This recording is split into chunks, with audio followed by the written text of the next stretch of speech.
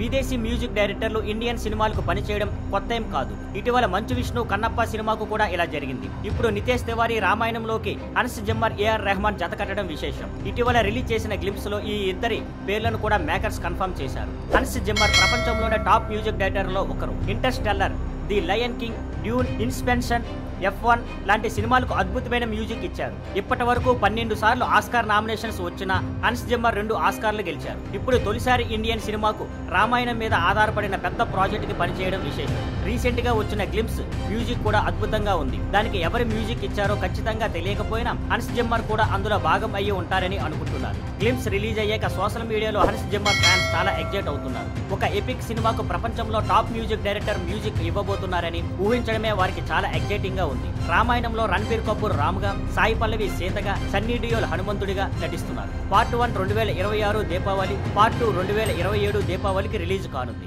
Thank you for watching. Please like, share and subscribe.